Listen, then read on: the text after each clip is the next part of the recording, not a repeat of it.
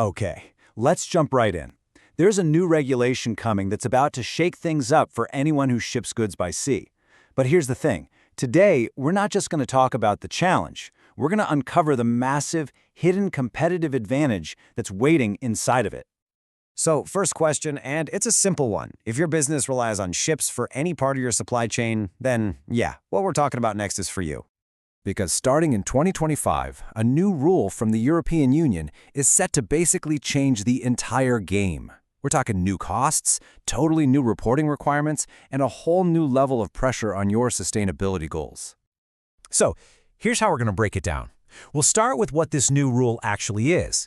Then we'll see how it's going to hit your bottom line. But then, we'll pivot to a super powerful solution you can control.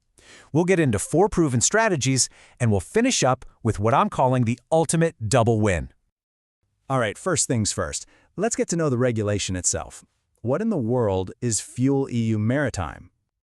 At its heart, FuelEU Maritime is a major piece of Europe's big climate plan. Basically, any ship over a certain size that docks at an EU port has to start using cleaner fuel. Not just once, but more and more over time. It's a direct, forceful push to decarbonize the entire shipping industry. And this is where you can really feel the squeeze coming. It starts off small, just a 2% reduction in 2025. But look at that jump. By 2035, it's almost 15%. And by 2050, a massive 80% cut from 2020 levels. This isn't just a tiny tweak. It's a permanent, accelerating shift for the whole industry. Okay, so that's the rule for the shipping companies. But you might be thinking, why does this matter to me? I'm not a shipping line. Well, let's talk about how this wave is going to crash right onto your desk. It really just comes down to basic economics. Cleaner fuels, think biofuels or synthetic stuff, are way more expensive than the old school fuel they use now. Plus, you've got the cost of new engines and tech for the ships. The shipping companies are not just going to eat those costs. They're going to pass them on. And that means you can expect your freight rates to get higher and probably a lot more complicated. And it's not just about the money, right? It's also about data. The carbon emissions from that ship carrying your products, that's what's known as your Scope 3 emissions. And for most companies, Scope 3 is the big one. It's all the indirect emissions in your supply chain. The pressure to track and report this is getting intense. So, let's be super clear, this isn't some far-off problem. We're talking about rising costs hitting you soon. Mandatory reporting rules are making Scope 3 something you absolutely cannot ignore. And all the while, your own company's green goals are on the line, with your customers and investors asking tougher and tougher questions every single day. Okay, so that's the tough part. But you know what they say? Where there's a challenge, there's an opportunity. And in this case, the opportunity is hiding in plain sight, and something a lot of companies just don't think about: their packaging. This right here, this is the whole idea, and it's so powerful because it's so simple. Think about it. Every little bit of empty space in a box, every extra gram of cardboard, that all translates directly into wasted fuel, higher costs, and more emissions. If you can fix what you ship, you can directly attack the impact of how it's shipped. Now, this isn't just some nice theory. Let's get practical. Let's look at 4 real, proven strategies that smart companies are already using to make this happen. We're going to look at reducing weight, we're going to look at maximizing space, getting rid of all that shipped air, and we're going to look at innovating the actual shape and form of your packaging. And we'll see how reusable systems can just pour gasoline on the fire for all 3.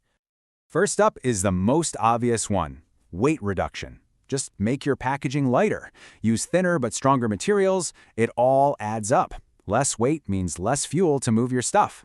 Take DHL, for example. They put a right-sizing program in place for their life sciences clients. And you can see the impact right here. By optimizing their packaging, they slashed the CO2 from the material itself by half, saved 7,000 kilos of plastic, and shrunk the volume of every single shipment by 5%. It just goes to show how tiny changes on one box can lead to massive savings when you scale up. Strategy number 2 is all about fighting what I call shipped air. All that empty space in a box because it's not designed for the product. Getting rid of that means you can fit more stuff in a container, which means you need fewer containers. Seva Logistics did something amazing with this in the auto industry. Get this. By switching to a reusable, collapsible crate system, they saved an incredible 18,000 tons of CO2. That one number tells you everything you need to know about the power of optimizing space. It's about being smarter with every single cubic inch you ship. The third strategy is to get creative with the actual shape of your packaging. This means designing it to be efficient, using standard sizes that fit together like Tetris pieces on a pallet, and even tiny changes can have a huge effect. Cisco, for example, just stopped putting bulky paper manuals in their boxes. This little tweak let them fit more stuff in each box and cut almost 1 million pounds from their shipping weight every year. And here is the perfect visual for that exact principle.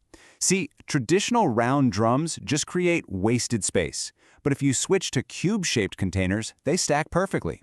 In one case, making this simple change meant the same amount of product could be shipped with just 10 trucks instead of 24. That's more than a 50% drop in shipments just from changing the shape. So, let's bring it all home. When you stop shipping air and you stop shipping useless weight, you're not just solving an environmental problem. You're actually unlocking a seriously powerful business advantage. And this is that double win I mentioned at the beginning. On one side, you are directly cutting your Scope 3 emissions, which helps you hit your sustainability targets and keeps the regulators happy. And on the other side, you're lowering your transport costs. I mean, companies that do this report savings of 10, 20%, or even more, which is a perfect way to fight back against those rising freight rates. It's a total win-win. So as we wrap this up, the last question I have for you is this. As this new rule changes the entire logistics landscape, are you going to look at your packaging as just another cost you have to deal with?